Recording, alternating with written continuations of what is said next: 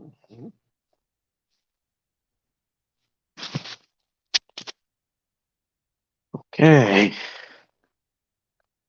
Good evening, everyone.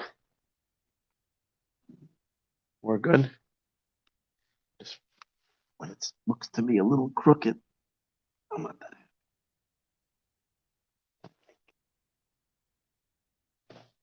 Just 1 second here. I know if it's just a tiny bit that I need to fix, usually the fixing makes it worse.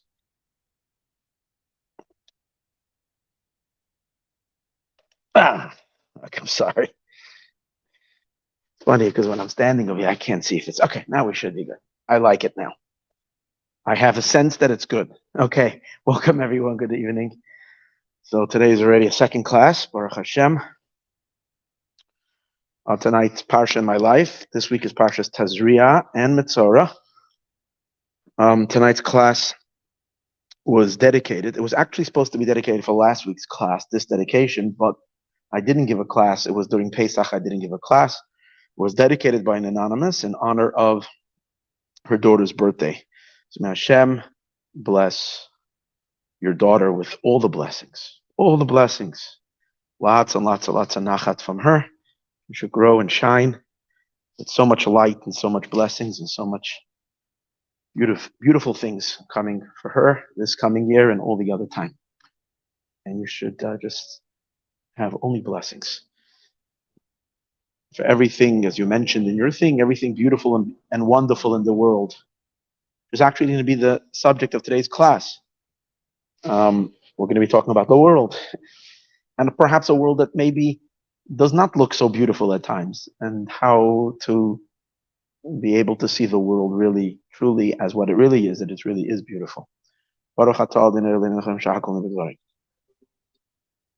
So tonight's class, really in truth, I prepared the class and then I realized, and I said, I must have spoken on this subject a while ago. I had a sense, especially since the book I was using to prepare had dots in it. And I said, if it's dots, I was thinking, were these my dots or maybe someone else made dots? And I know that I make dots. I'm not sure anybody else dots.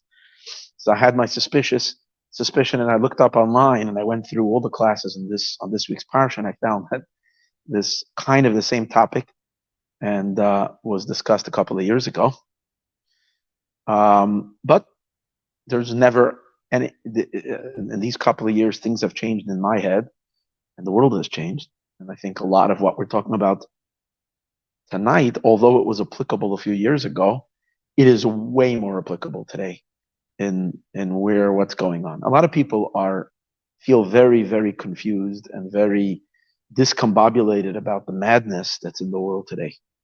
And so much so that you feel healthier and better just shutting down the news and not looking out, because there's such craziness and it's gone mad. What's going on?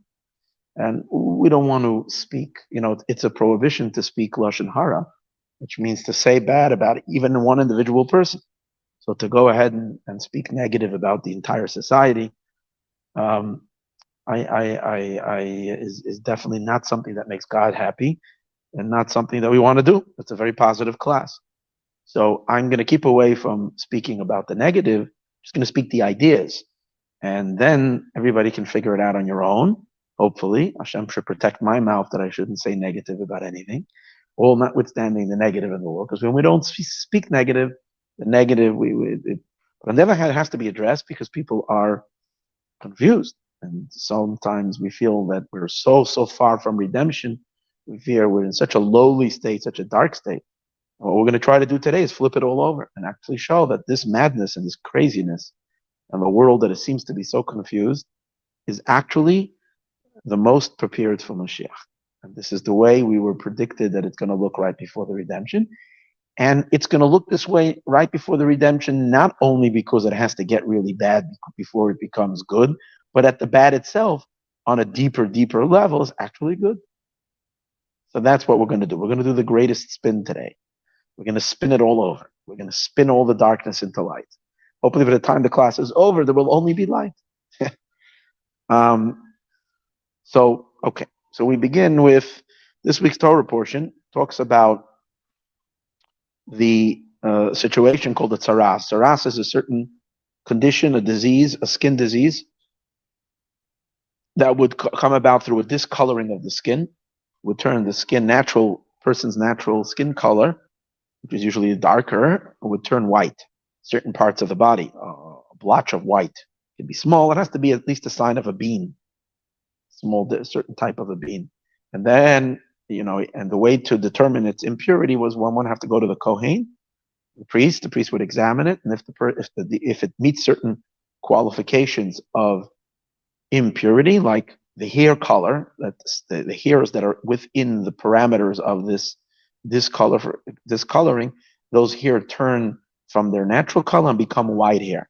That's an indication, not white hair from age.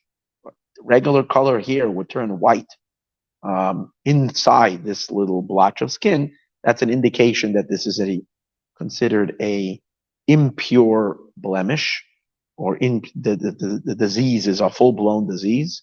It's a serious disease, and the priest would have to take this individual and quarantine him, send him out to live outside of the camp. And it was a severe situation. It wasn't comfortable. How long? Until it goes away. There's no set time. Sometimes it can be weeks, months, years. That's the situation. And that's what the Torah deals with in both Torah portions this week. Primary talks about these laws pertaining to this. This is something that doesn't happen today. It was a special type of situation, which indicated that God was very, very involved in a way where He would show us when something is wrong instantly. Today's days, we're living in, when we're still in exile and not yet completely out of the exile.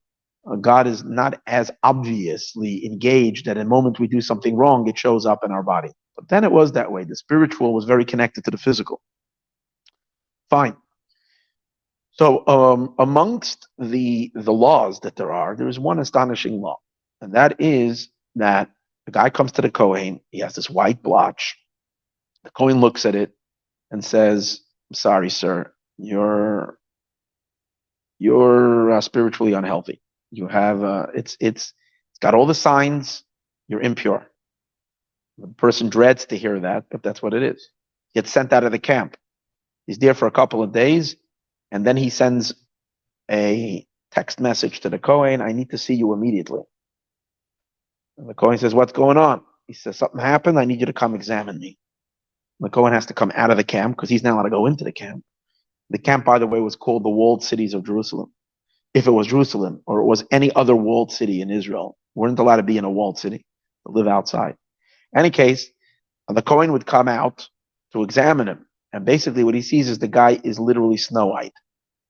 He's covered in the leprosy, in this nega, in this discoloring extended to the entire body from head to toe. So the person looks like a ghost. Their entire body is white. And it's a pretty serious shade of white. In order for it to be considered a nega, there's 4 shades. So you just talk about 4 different types of nega. The egg white, the white of this thin skin membrane when you have a hard-boiled egg, you have the hard peel, then you have the whiteness of the egg itself, and then in between there's a little white film. So that's the whiteness. Or the color of snow, serious white. Or the color of the paint of the heichal, or a white wall, clean white wall. These are 4 different colorings. A strong white. Imagine this person is covered from head to toe, they're white. Besides their eyes, obviously. But anywhere there's skin and their lips, anything like that, everything the person has become completely white. Scary looking. Anyways, the law is that this appearance is very good news. The guy is terrified. He says, what now? What is the Kohen going to do to him now? He's going to send him out of Israel? Where is he going to exile him? Going to exile him to some island somewhere? Because he's so impure? No. The Kohen says, I have tremendous news. The fact that it's spread on your whole body means you're pure. The guy, and he can start the process of purification, which meant he had to bring certain sacrifices, go to the mikvah, and bring 2 birds. It's a whole procedure, but he's on his way to healing. He's already done. The nega's over because his entire body is white. Okay, now these laws are complex. This is just a very brief. This is the general rule. And the Torah says these words, kuloi hafach lavan. There we are. And the Kohen would see. Oh, here we go. In verse number 12, Yud Beis. And if the tzaras, which is this discolorization, this leprosy, this spreads ba'or in the body, the chisis tzaras is kol oir anega, and the tzaras covers up the entire skin of the person, from his head from head to toe. Wherever he inspects him, there isn't one part of the body that is not covered. The Kohen has to look at him front to back, everywhere in the body. Everything is covered.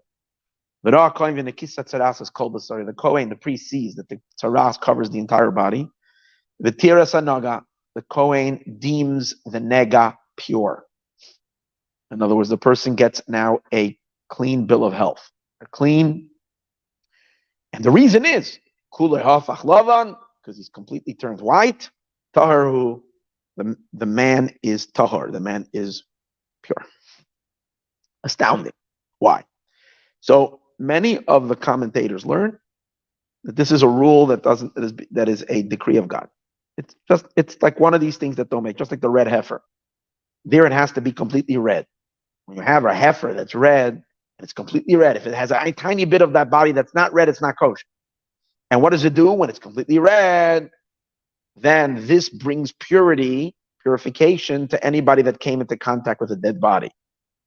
But there it has to be complete redness, and then here it's complete whiteness. So, but over there too, it doesn't make, it's not rational, it's not logical.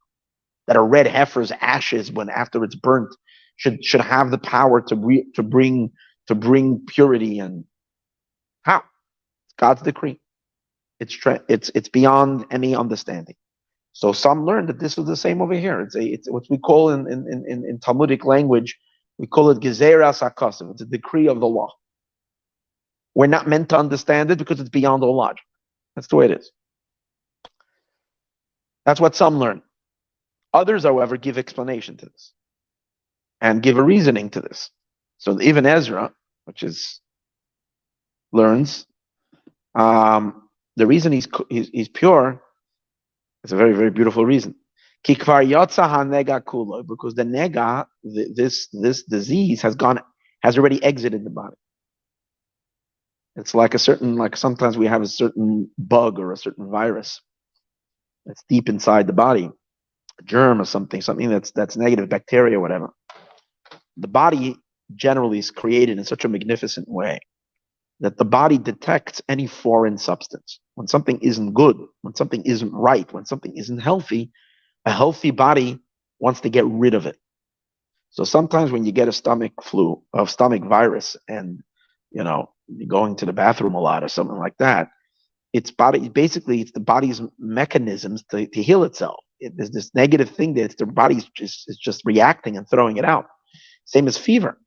A fever comes when the body's trying to rid itself from something that's not good within the body, the heat of the body. And that's why it's good when you have a cold. It's a good thing is actually people try to a lot of times do the opposite, but it's actually a very good thing that when you're not feeling well, when you start feeling a cold coming on you or something like that, someone told me this once, make sure to go into bed, drink hot tea, and make yourself sweat. Dress yourself, like sweat it out. Because when the body gets rid of germs through sweating. So these are good. It's a way of like expelling. So the neg over here is as follows. The fact that it's covering the whole body means that there's nothing left on the inside. The whole nega, the whole disease has made its way on the outside. It's been come out already. And therefore, he says, Usarman, it's leaving already. So it's not like your person didn't have. You had the malady, you had the sickness, you had the spiritual negativity. Because it has been already expelled from the body and it's on the surface, is a sign that the inside is clean. The tam v'tira sanega b'dibur, and that's why the Kohen says it's now okay. Why?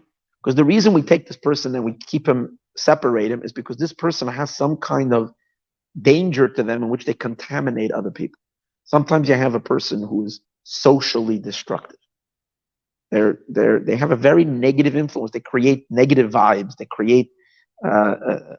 They cause fights, quarrels, people that are just they mess with people. So you have to, and that's the whole idea of this person. This person is a danger to society. The physical ailment of the body was an indication that this person is not invited to hang out among society because he or she can cause damage. So you got to put them out until they do rectify whatever they need to rectify. They shouldn't be dangerous anymore. But this person, once it has been exposed already, it came out of their body. It's not going to defile anybody because it's only on the outside. Or you can learn, as we'll see maybe a little later, once it's on the outside, it is so detectable that it's not dangerous anymore because everybody's going to notice it. So when is something, dangerous? When it's still hidden, when it's hiding. When it's out in the open, everybody sees what it is. So there you go. So then you know what to watch from. Okay. But that's the Ibn Ezra, okay, one of the great commentators of the Chumash. There's another way of seeing it on a simple level, is that the Kli Yakar. The Kli Yakar is a much later commentator, lived about 300, I think, 50 years ago, and he in the 1700s, or maybe in the 1600s, something like that, and he explains like this. The similar idea. It says the fact that it is spread on a very, very wide scale across the entire body is a sign that it's not deep. Anything that is, he says, if you see water, if there's a lot of water, usually it's more surface water. If there is just a little bit of water, like a small little thing of water, then you know that the water is like a spring and it can be coming deep, deep, deep from the earth and it's bubbling up. There might just be a tiny little space where the water is protruding from the ground. So the fact that the tsaras, when you have the tsaras in a small part of the body, that could be an indication that it's rooted deep in the body. But when it covers all the entire body, because it's spread out all over, is a sign. Again, he doesn't emphasize so much that it was already expelled, but to begin with, the fact that it's on the surface is a sign that it's an outside type of a thing and not a deep internal problem. All right. So we have over here various explanations for this phenomenon. Either it's a decree, or we can explain it. Another way of explaining it is the fact that it's all over the body is an indication that it's more like the regular skull. It's no more an abnormal situation. It's almost like we will say that this is the person's nature of their skin color. All you'll say, well, he wasn't like this ever.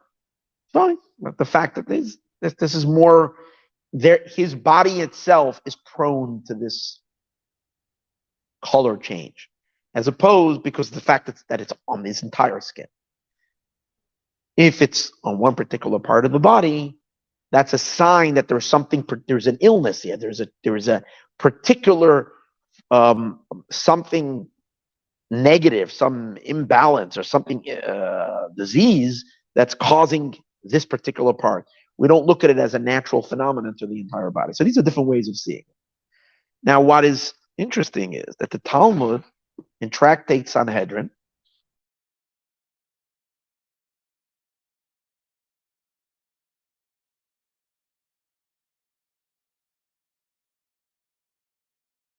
Talmud says the Talmud says like this, that Tanya in Sanhedrin, Dav Tzadik Zion, page 97, on the first side of the page, Tanya Rabbi Nechemya Omer, Rabbi Nechemya says, Darsha ben David ba, the generation that Mashiach will come to meet them, generation that's going to greet Mashiach, that the Messiah is coming to them. Let me tell you what that world is going to look like. Again, I'm telling you what what Rabbi Nechemya says. Ha'aziz Tarbe is going to be enormous amount of chutzpah. People are going to be very brazen. They're going to be insolence is going to increase in the entire world. Meaning you can have the most despicable ideas and you're not ashamed.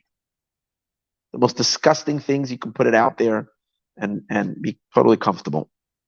It's not like it's no more. In other words, there's no taboo anymore. Nothing is taboo. Everything is right. Everything is good. And that's what it means. Chutzpah. Where does that come from? Chutzpah. Brazenness. Couldn't care less about anything. Could be completely, totally immoral with the worst kind of depravity. And yet, you're advertising it. You're putting it out as an advertisement, as something that you're proud of. That's the chutzpah. Vayoker ya'aves, and honor will become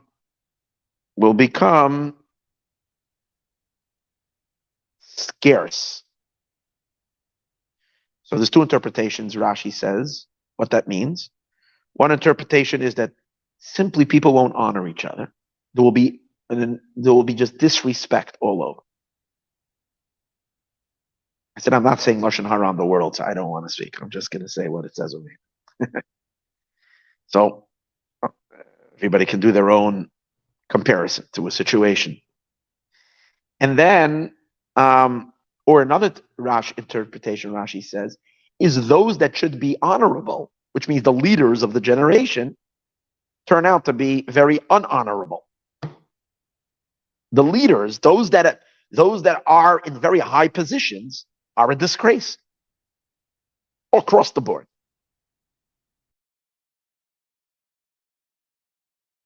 The vineyards, the vineyards will give their fruit, which means there'll be a lot of wine. That I can speak about and say that we have that today. We have so many, and at least in the kosher world, we have so many kosher wineries. There's such a selection of good kosher wine. It used to be like only sweet Menashevitz wine. I don't want to say anything bad about Menashevitz, but the only type of wines we had were these sweet wines that were like considered the Jewish wines. I mean, post-European Europe or maybe Eastern European kind of production. But the fine wines in Israel today is like production of wine. It's like unbelievable. Israel produces the top wines in the world, wins many, many awards for their wines. But yet, even though there will be so much wine, vayayin b'yoker is going to be expensive.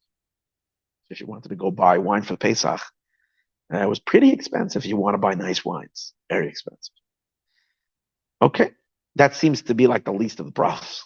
But then he continues and he says, and v'nahapchu kol hamalchus leminus, and all kingdoms, that means all society, will become heretical. That means heresy will spread across the entire world. There won't be any believers. Religion will become outdated, or at least the governing forces in the world will dismiss religion and so on and so forth. Malchus is the governing forces. The power will be grabbed by people who are non-believers. Atheists will rule the world. No Lashon Hara on the world, so I'm not saying anything. But then to make it matters worse, the Ein Teichacha, there's no one that can rebuke. No one is saying anything. Like everybody's going along with this kooky, with this utterly madness in the world. No one says anything. There's no rebuke. Can that mean that no one is listening? Can that mean that everybody is plugged into their own source of information? And when two people meet on the street, they can't even, if you have two opinions today's days, you can't even talk. You right away sum up if that person is a believer that believes like you and doesn't believe like you. If they're like believe like you, if you have the same mindset and the same outlook on the world, then you feel comfortable to talk with them and you're friends with them and so on. If you feel that they're on the other side, everybody has another side. The people who believe different than me, they're ideological and this and that, then people are afraid to even talk because there's no communication. And that's why there's no rebuke, if anything is right on either side of society's world today. But that's the meaning, I think, of Ein Teichacha. There's no rebuke. In other words, it doesn't look like we can expect any change to happen from within itself. Okay? Then the Talmud says, Messiah Leil Rebbe Yitzchak. This teaching of Rebbe Nehemiah is actually in support of Rebbe Yitzchak. There's another sage who also said that. The Omer Rebbe Yitzchak said, Ein ben David ba, that ben David Mashiach, the son of David, will not come, until all of the governments will become heretics. Omar Rava, now comes Rava. Mikra, what's the proof to that? Everything you're telling, you're speaking, again, these were the sages talking 2,000 years ago. When there were so many believers in the world, most of humanity were believers, believed in a God. So, Micro, where do you take something like this to make something like this that mankind will become completely rejecting of a supreme being? They will believe in science as the God, as the new religion. Right? Micro, what's the verse for that? How do we know that? Rava points to this Torah portion. If everything turns white, then you're pure. What does that mean? Rashi explains. Once you see the entire world going white, and white in this sense means beliefs of heresy, everybody becoming non-believers, then the world is pure, meaning the world is ready for redemption. And for sure, the Redeemer will come and will change the whole world. And everything will become beautiful. Now, this seems to be, it's an astounding statement, because it would seem to be counter to what we would expect. If the world is going towards Mashiach, so the world has to be getting better and better and better. How do we reconcile with a world completely disintegrating on all levels? Morality is in the garbage. The whole world seems to be like falling apart. And then Mashiach comes. How does that work? So some say it's exact. So our commentators split over here. Our commentators that learn that itself is the reason, because once the world reaches a point where it stoops so low and it falls down in such a, so then God has a choice. He can either bring a flood and destroy the world, or he can do something. He can mix in and change it all. So there is an explanation that way, and we're going to go through those explanations today because I'd like to share them. The reason it's deeply disturbing is if you read them on their own without the addition that we're going to add at the end, the Hasidic spin on it. But if you read it on its own, it's very disturbing, because it basically means that everything, that this whole project called creation is a massive failure. God creates a world so that we should partner with him and make it into a better world, and mankind fails miserably. And you can't say it's a fluke, because you're talking about 2,000 years ago. We were already predicting this. Not only that, the Chumash is already hinting to this. In the Torah is telling us what kind of failure mankind is going to be. That the Torah is telling us a law in the Torah, which has a spiritual meaning as well, that the world will be, that this law pertaining to a diseased individual, that when he becomes completely white, which is referring to how the world will look like when Mashiach comes. And that's when the world will reach its perfection. Which means that the Torah is telling us from the beginning that the Torah will fail. What is the Torah supposed to do? Uplift humanity, teach humanity, bring the human beings to a high, elevated state, to a state of a utopian existence, a state of recognizing their Creator, living in peace and in harmony, living in accordance to God's will. That's a world that embraces God. Not a world that rejects God. It seems to be very, very disturbing. So let me begin with something that will make things very, very happy. We'll start right away with the good news. Okay, then we'll go through some of the hard stuff. Okay, start with the good news, because it's always good to be happy first. Then we'll be happy at the end. In the middle, we'll go through a little bit of a hard discussion. But even that will lead to happiness, right? Okay. So there is a sefer called Ben Yehoyada. The Ben Yehoyada is a pirush, a commentary written by the Ben Ish Chai. Ben Ish Chai was a great Sephardic rabbi, and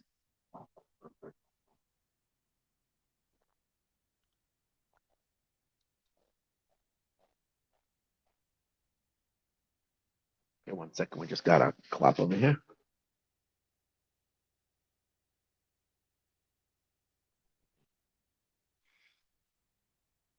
Yitzchak, good timing. Yeah.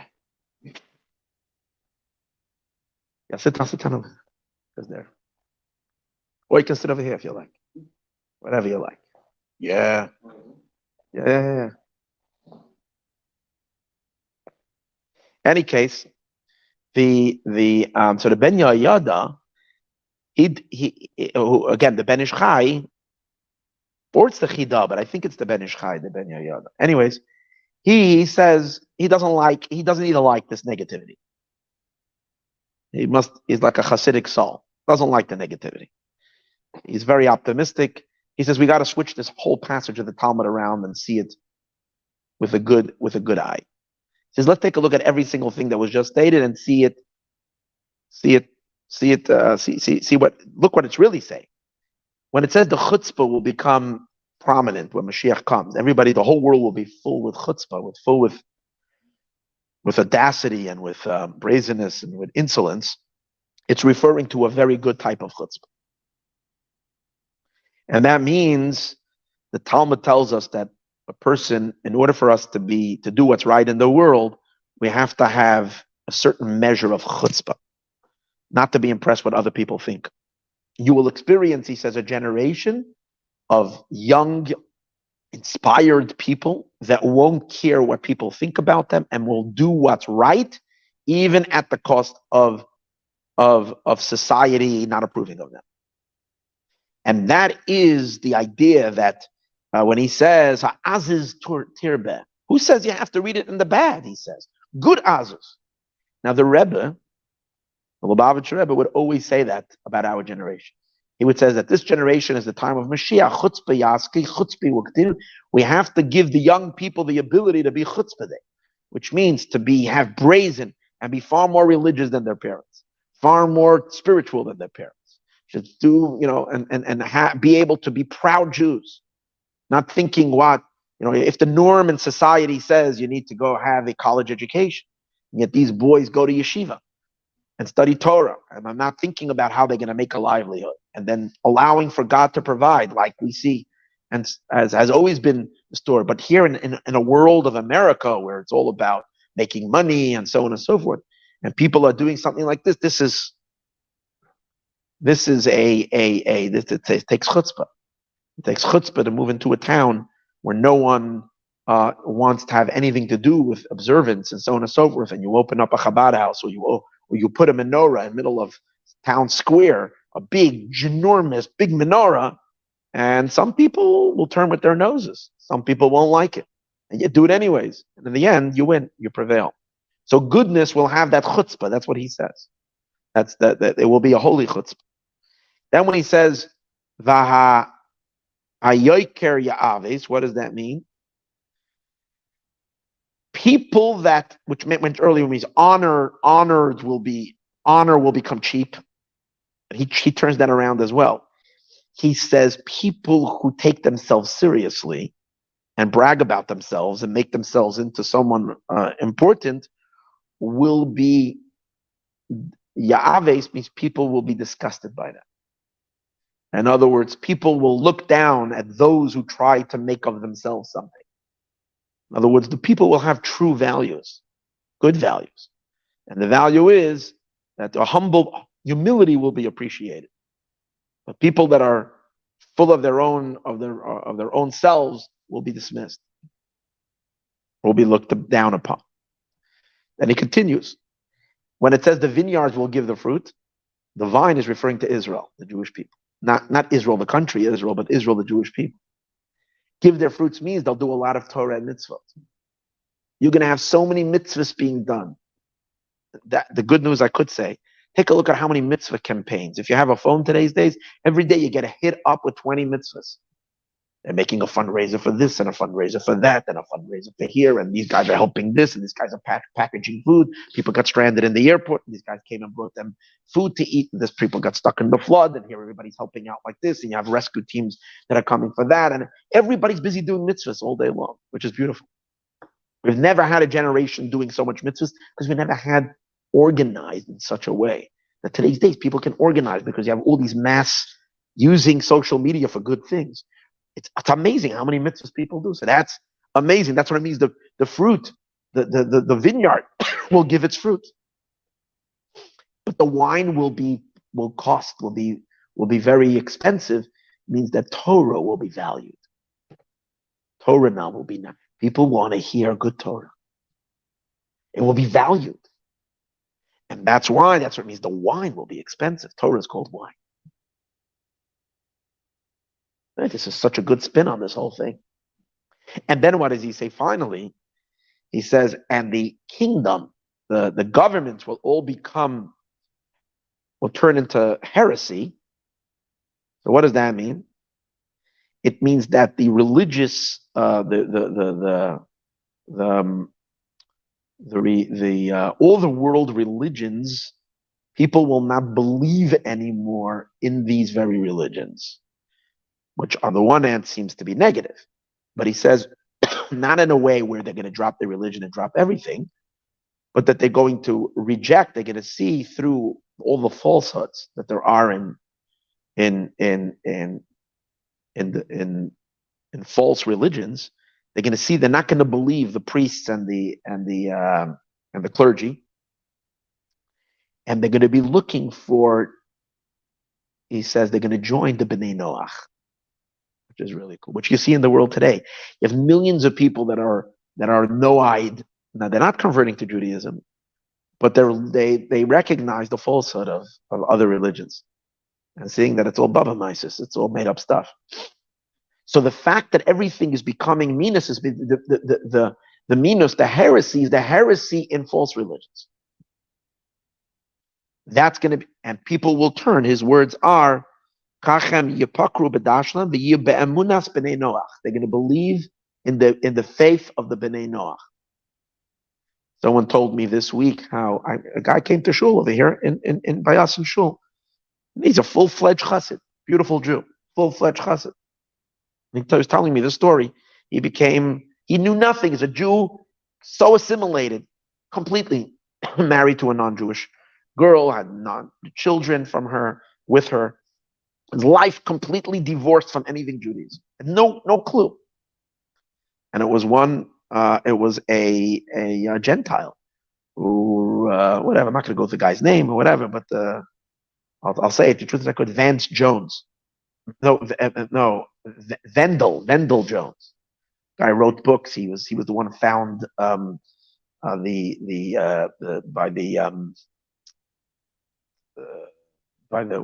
they have that find, the archaeological find with the scrolls, Dead Sea Scrolls. So he found incense, whatever. He wrote books, and basically, according to one of the books that he was writing, showing the faultiness in Christianity and so on and so on. But he wrote a book explaining how God created the world for Israel, for the Jewish people, for Torah. He wrote a whole book on that as a non-Jew. And he got in touch with him. He actually had him speak in different places. And he brought him to Judaism. He even brought him to the Rebbe. He said, go to Chabad. He pushed him a bunch of times. He said, you go to the Rebbe. You go to Chabad. You go to.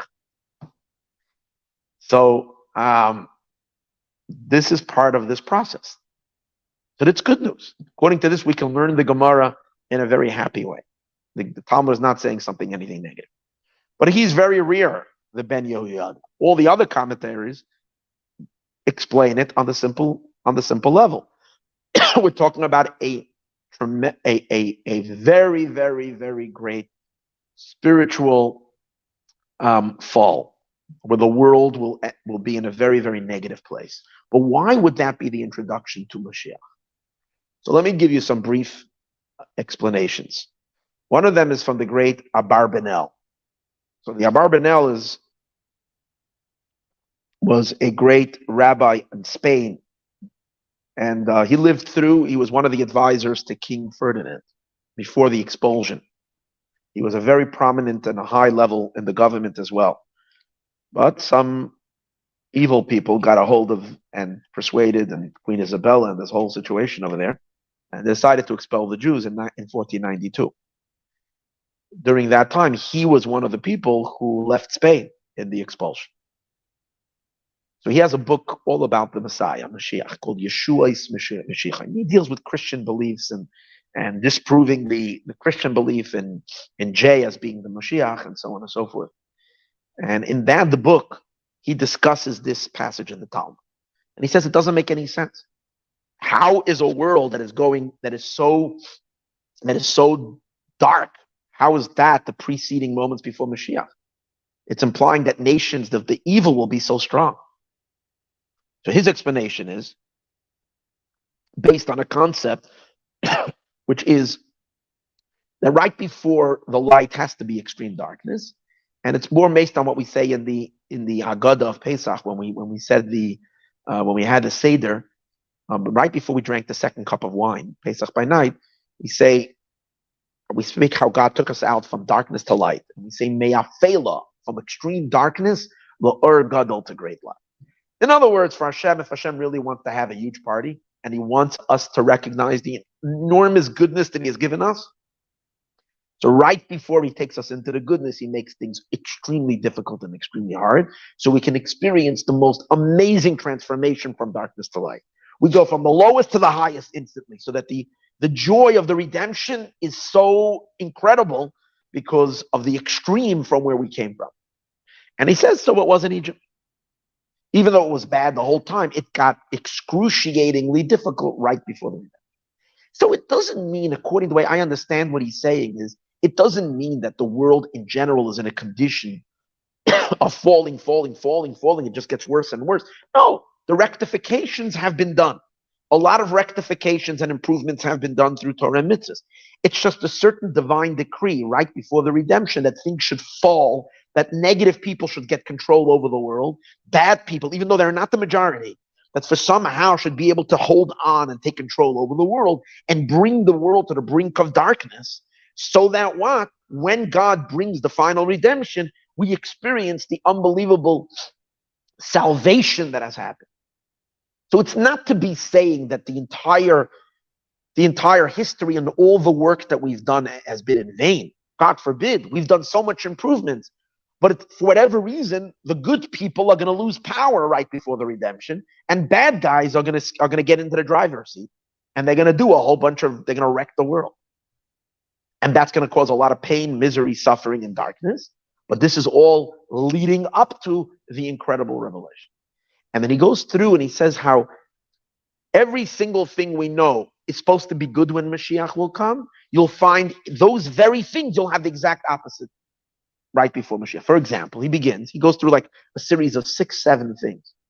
He's not only addressing this passage of the Talmud, he's addressing other passages of the Talmud where the Talmud speaks at greater length of a lot of problems that will happen, wars that will happen right before Mashiach comes, great famine that will happen, economic upheavals, people will lose, there will be economic crashes, there will be plagues, like we've seen COVID, like a lot of negativity right before Mashiach comes. He says, why? Because every single thing that we're promised will be good, right before that will be extremely dark. So, for example, the most important thing when Mashiach comes is the world will experience enlightenment. There will be the unbelievable amount of Torah knowledge. Mala Aret Deus Hashem, the world will know God. So therefore, right before the redemption, the knowledge of God will become very minimal.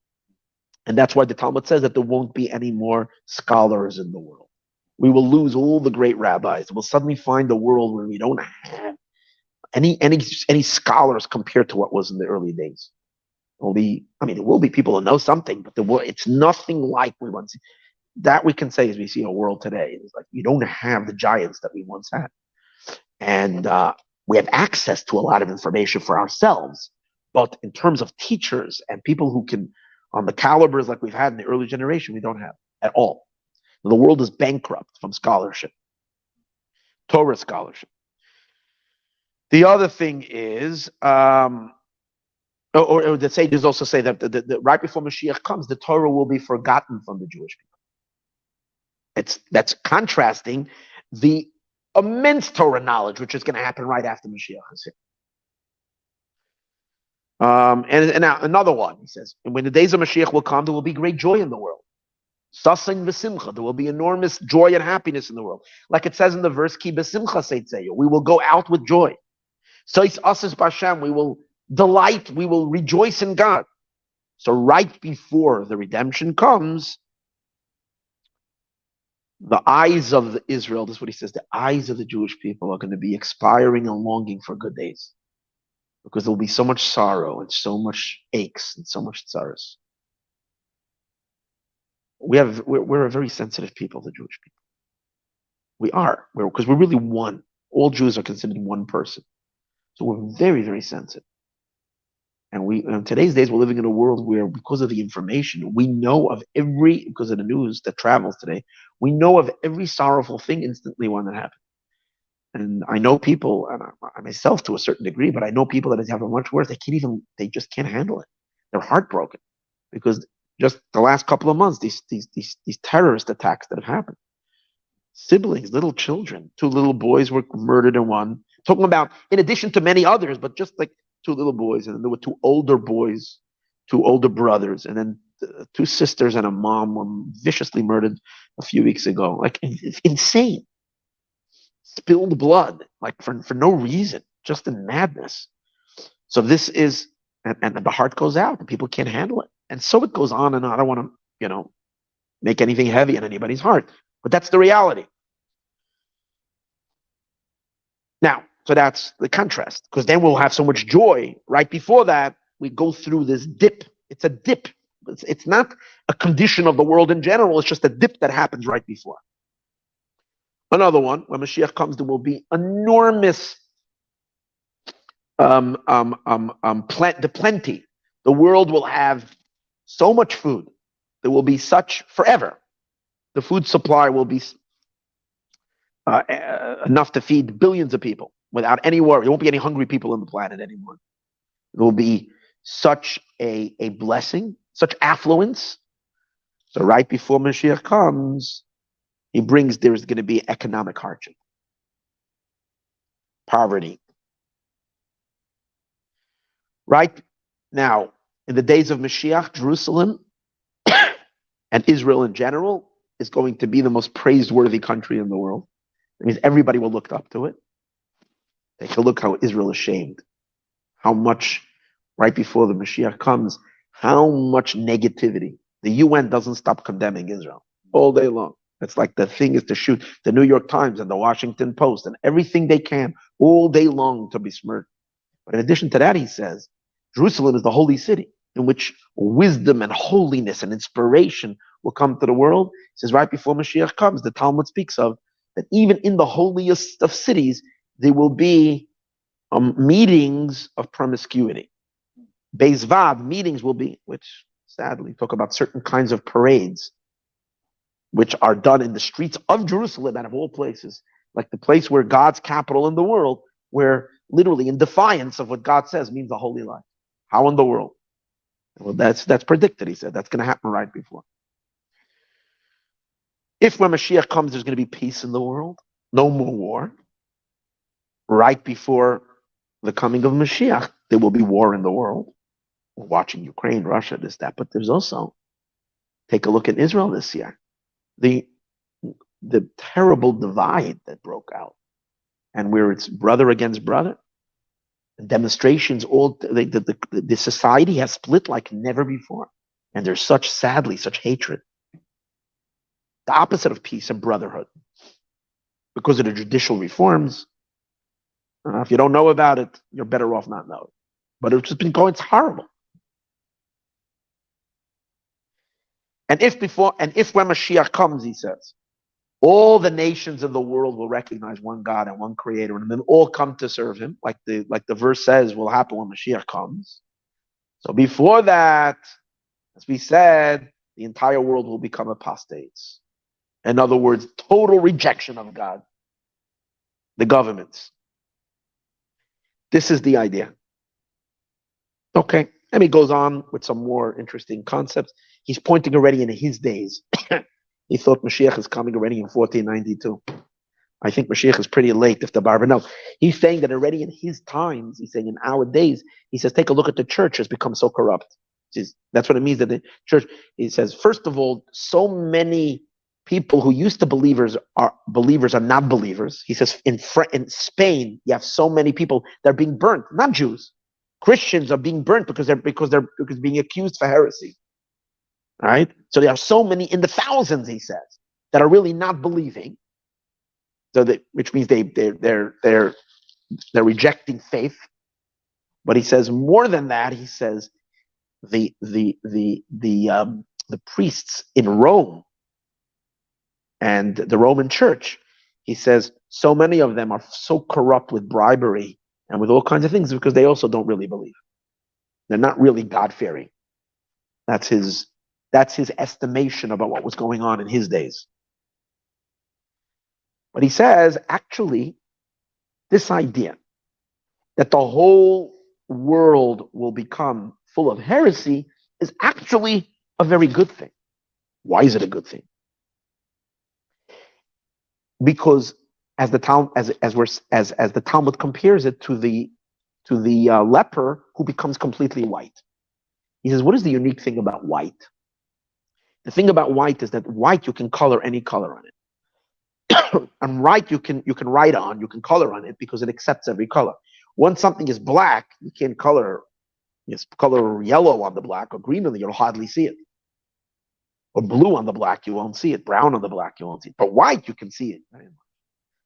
He says like this. He says, the fact that right before Mashiach comes, people will become non-believers, which means they won't believe in anything. If they don't believe in anything, then when truth comes, they're ready to accept. But if they have certain beliefs that they're holding on to fanatically, and then there is a leader of truth and coming with truth, then it's kind of conflicting with an earlier belief. But when people drop all faith and all belief in anything, they don't believe in anything. So at least there's kind of like and they're empty. That emptiness will serve as a space for truth to be imprinted upon. So that's a silver lining in this darkness, he says. And God is doing it on purpose so that Mashiach doesn't have a hard time convincing humanity, because there will be there won't be anything that people are attached to. That's the Barbanel. Maral gives his take on all of this stuff. A little bit more philosophical. Maral is Rebbe Yehuda Lowy, who lived in the 1500s. He's a great Jewish thinker. So his explanation is, again, a little more philosophical. And he explains that Mashiach's coming, the world will enter into a state of unbelievable perfection. The world will be just magnificently good, holy, and godly. And therefore, when a new reality has to come, which is on a level that is a metamorphosis of the previous world. In other words, when the changes that are going to happen are not small changes, but the changes that need to happen are so vast, and the world has to make a 180 turnaround and everything, you can't gradually ascend into that. There has to be a dip where everything disintegrates, and in the disintegration, something new can grow. But let's understand this for a moment. He doesn't mean that everything we've done is in vain, because everything has to collapse. We're building and building and building, but we build it as much as we humanly can build a perfect world. But at a certain point, the world has to become perfected with the divine perfection, which means that the perfection that we're talking about is a perfection that is infinitely greater than what we've done. As a result of that, things need to disintegrate so this new baby could be born. This new reality could be born. A whole new human being has to be almost created. Although we've worked to make ourselves ready for that next stage. But in the end, it has to be disintegrated. Like when you're creating a new tree, you take a seed, you can't make from a seed a tree. You can't put a seed in the windowsill and talk to it and put it and decorate it and turn it into a tree. You can't do that. You have to put it in the earth. When it goes into the earth, it has to disintegrate. It has to completely rot. And only after it rots completely can a new thing come out. So that's his idea, how Maral explains the trend, the changes that are the dark state right before the coming of Mashiach is that right before the time of the Mashiach comes, everything in society has to collapse. The world needs to go through a utter disintegration. Society has to disintegrate so that this beautiful new world will emerge. They talk about it in the negative of a new world order. And they want to destroy the old world so they can create this new world order. But there's actually something very true about it. There's a new world order. There's a godly world coming. And the old world is being taken down. And in that sense, again, I don't want to speak Lashon Hara on the world. Everybody can think about what it is on their own. But when you see a society that has lost its basic moral bearings in a way that if you don't believe or you challenge it or you question it, people want to throw eggs on you. You get canceled. You become whatever. And people are therefore, either keep the opinions to themselves, or some people have guts and stand up to this tyranny, to this cuckoo-ness, to this total lunacy. But you're tearing down a world, messing with children, messing with little children. They just had a study. I said I'm not going to speak Lashon Hara, but this is something which the UN just came out with its charter of how it wants to see humanity in a couple of years from now. They want to make it that children should be eligible to consent to sexual relationships. You know what that means? They want it that shouldn't be, so therefore anybody can do anything with little children. Because children at any age should be talking about grooming little children. We're talking about messing with people's lives completely. And this should be like the moral that the world should be okay with it. In addition to what they're doing in public schools today to little children. Little children, in California law, little children don't have to tell their parents when they're 10 years old that they're transitioning. Does that make any sense? Can a child make a normal decision when they're at that age? And that the parents no, you can do it behind the children's back. You can't make the school tell the parents. I mean, is this madness or something? Has the world gone crazy? It's like not normal. It's a destruction of the very fabric of what Hashem made. And it's heresy. Because the biggest heresy you can have is not to believe, if you believe in a creator, so then God created every person the way God wants that person to be. I'm not saying that we're not sensitive to people that have a sense of like they're uncomfortable. So we need to be sensitive and figure out how to respect people. We're supposed to respect people. But to create a society from the very beginning, to push it on children, to mess with a whole next generation, this is frightening. This is literally disintegrating the entire world. This is what we're talking about.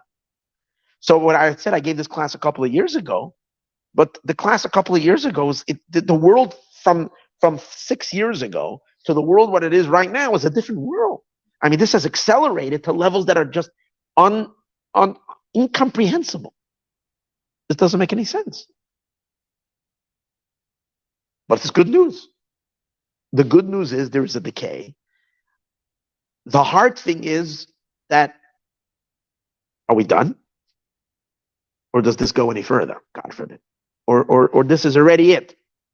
I don't know how more corrupted can it become.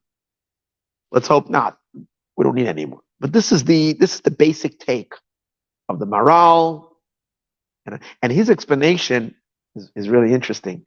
How he compares it to the person becoming white, the leper becoming white. Because he says, because leprosy, why is when a leper becomes white, is he considered pure? When the leprosy spreads over his entire body, then he's considered pure and he's no more tamei. What's the reason for it, according to the Maral? He says like this: when a person has a leprosy, means that that a part of your body died. It's like a form of death. It's a form of lack of life. It's dead skin, like a death kind of element. He says, well, okay, if a certain part of the body is not healthy and is dead, that's not normal. But he says if the entire body died, that's normal because God created the world that people pass away, that death comes, and that's because as a result of the passing of a new life comes, it generates new life, old life goes, new life comes. But if it's just a particular part, then that's abnormal. And what do you do with a Metzora? He says, what do you do with a person who's a leper? Because he's in an abnormal state, you have to move him away from the normal society. Here's normal society. This is somebody who has an abnormality, so it has to go outside of the order. There's the order and there's outside of the order. So the person is placed outside of the order because he has some outside of the order in his or her body. Says, however, if the entire body becomes impure, means that that's no more an abnormality. That's part of the system. Part of the system is, as we said before, there is a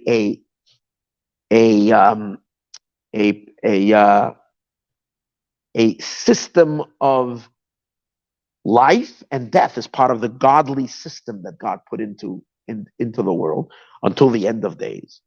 So therefore, a person whose illness is exhibiting a full-fledged disintegration, as we mentioned earlier, then that's part of the order. So that person is no more not like an outcast or outside of the normal. He says, how does that apply to the world? It applies to the world as follows. If you see pockets of the world that are behaving in an immoral way, in a corrupted way, like Sodom and Amorah, it's pockets. It's certain little or certain, there's always people who make bad choices. But it's not society as its whole. It's not the entire world's gone mad. It's just certain cultures or certain people that do their own cuckoo things, there have been evil or wicked groups of people.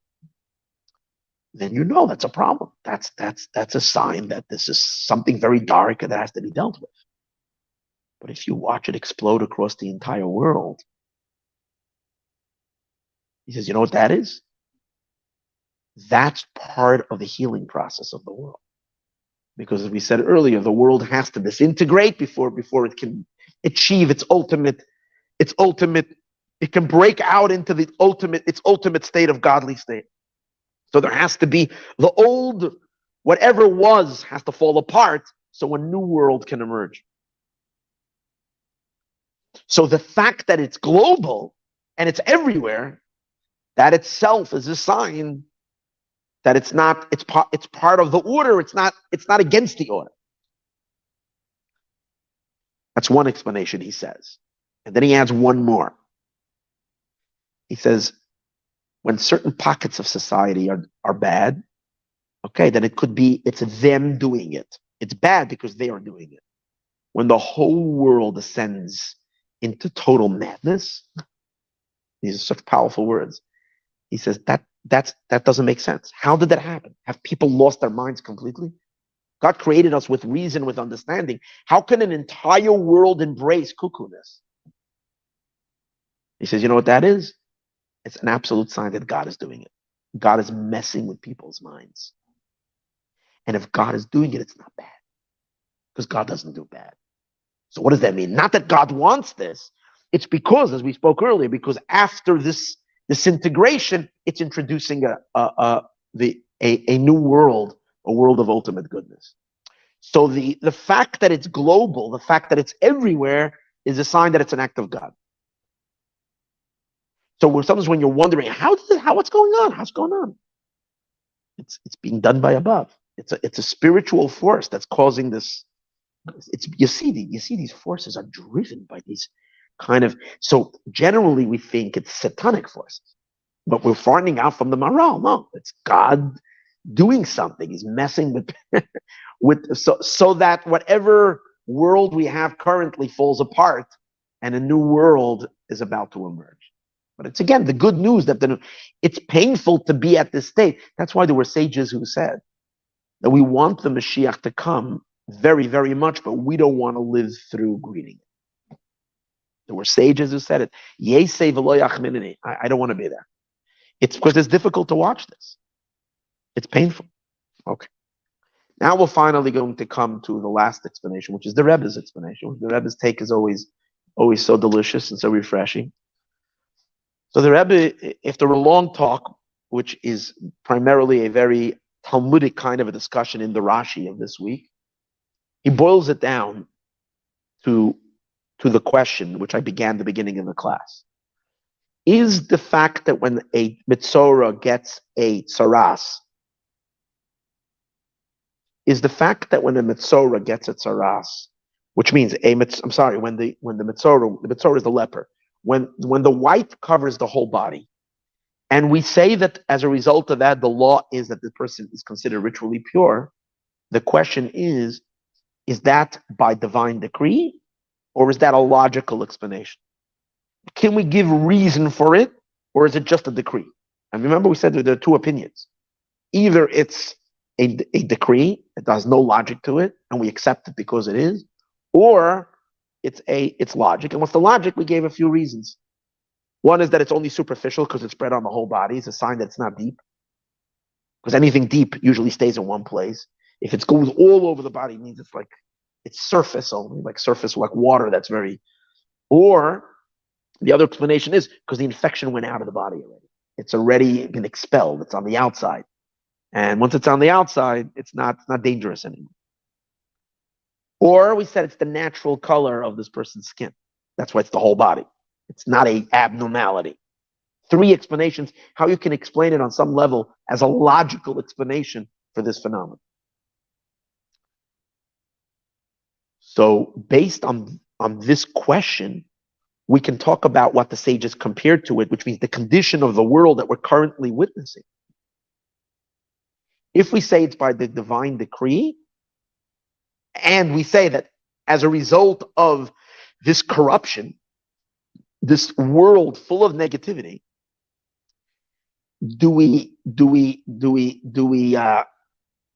we say as a result of that, it's an indication that Mashiach is about to come.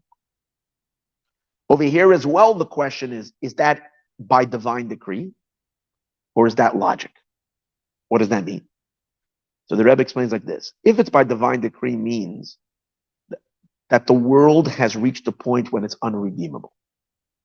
The world has reached a point when it can't, when I say unredeemable, it's not that God can't redeem, but that the world has reached a point where if God is not going to kick in and step in and send us the Redeemer, it's going to be too late. The world might as well self-destruct. It's not might as well. It is self-destructive. Society is destroying itself. And the world cannot continue. So God has to come to the rescue. That's what it means. It's by divine decree. By divine decree, there's no logic. Logically, the world is not ready for redemption. It became just so bad that there's no choice. God, if you're not going to do something, what's going to be? A lot of people feel that way. God, do something. You can't let this continue like this.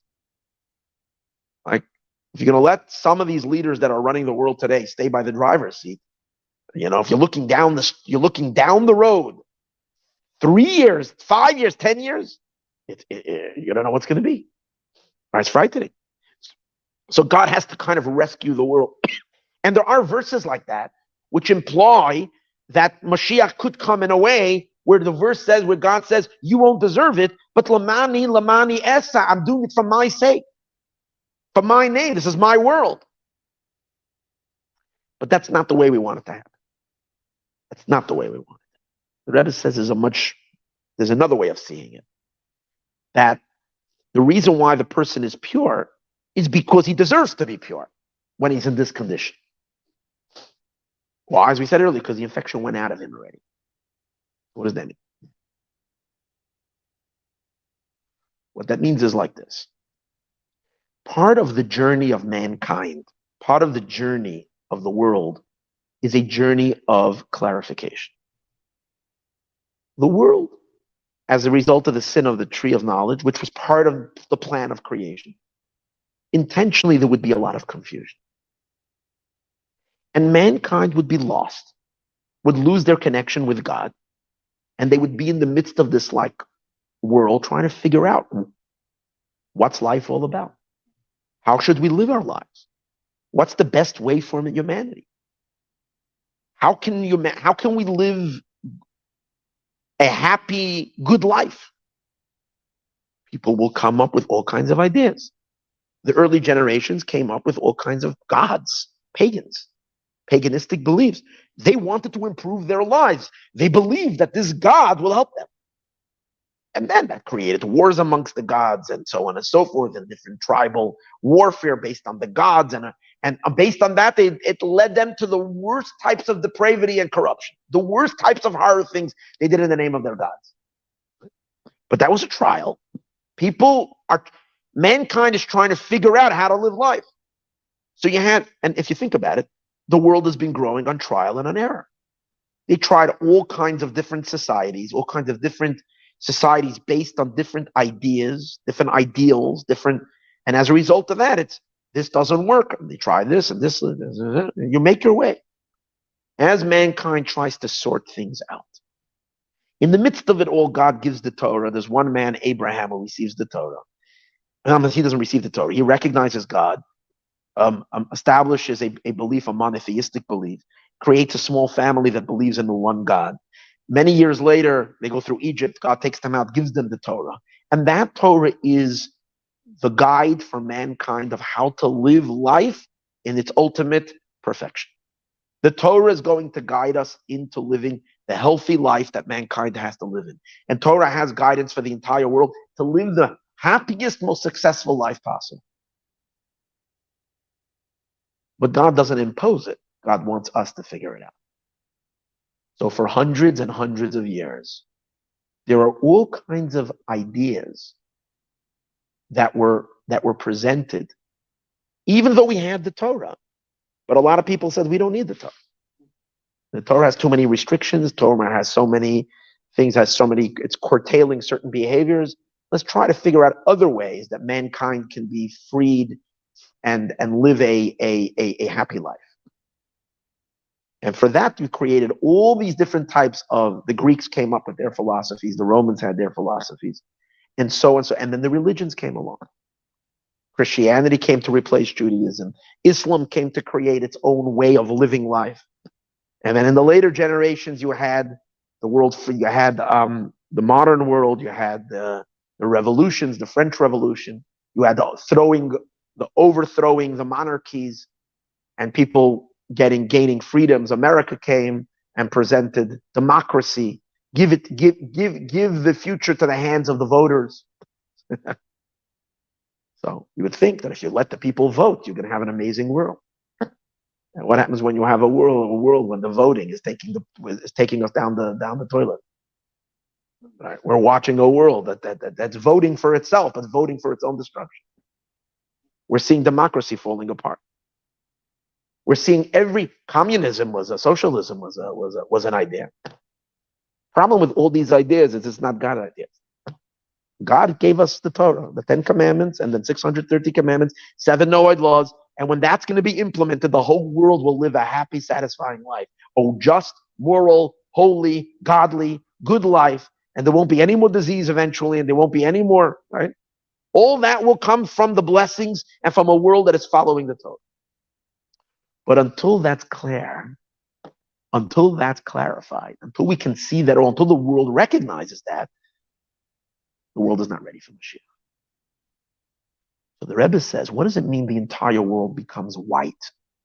What that means is that the entire world becomes heresy.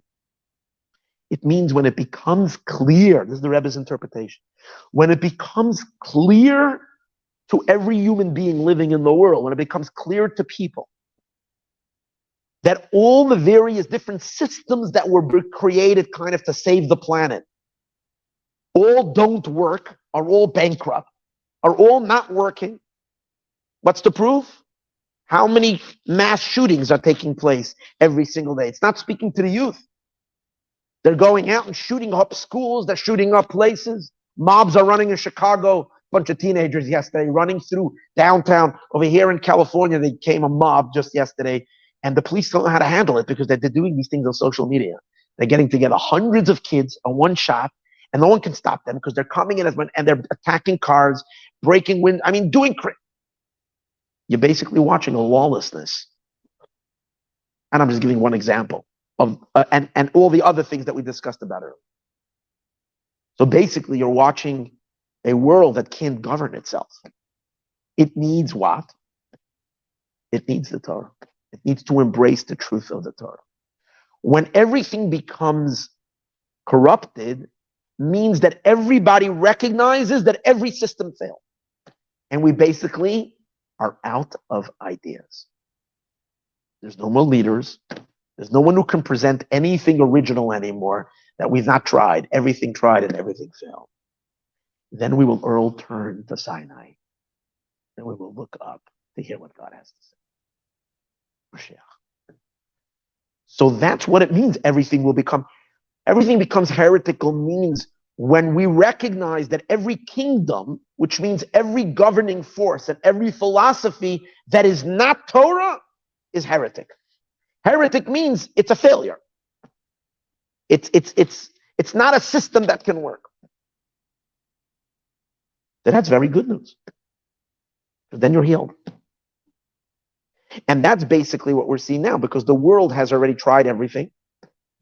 And we're talking about, even though it still seems like there are some not the best people running things or holding office and so on and so forth. You see that a lot. But the masses are already frustrated. They don't like this. They're watching the world go down, and they're not happy.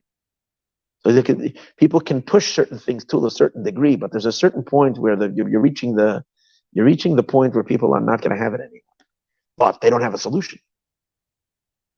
The solution is Mashiach. The solution is truth. But there is a very deep dissatisfaction with what's going on.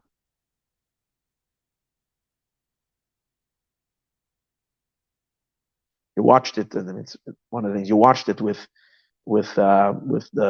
Budweiser losing billions of dollars last week because they decided to go woke. Billions of dollars. Because the American consumer said, "Go jump in the lake. We're not into this stuff. Leave me alone."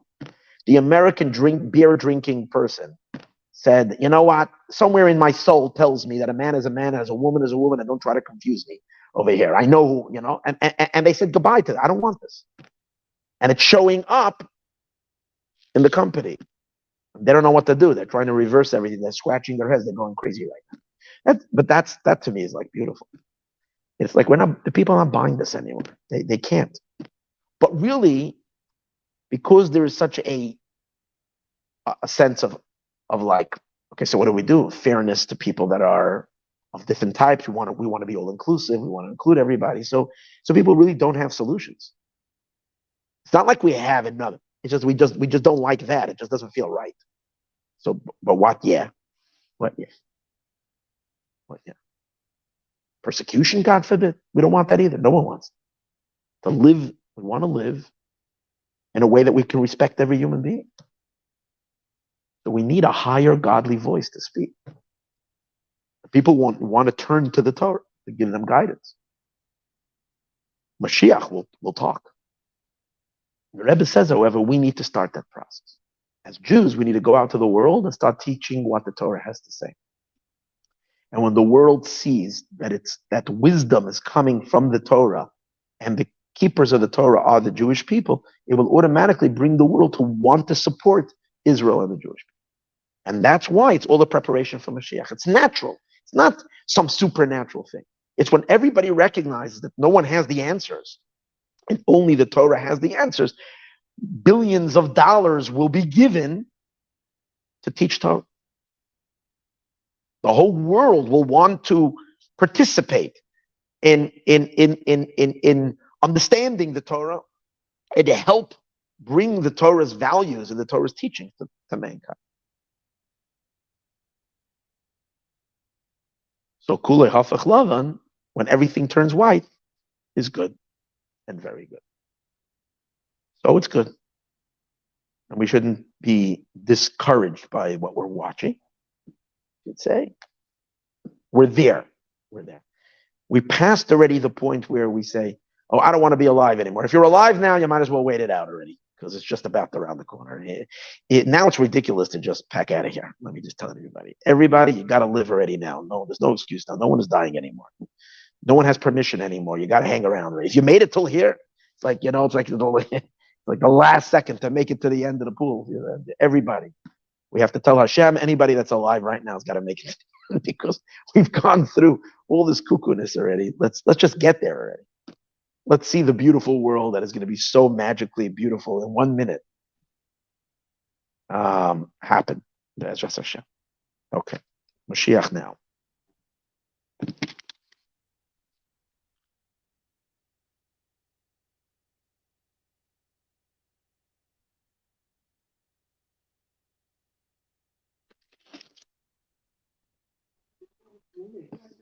One second. I need this to...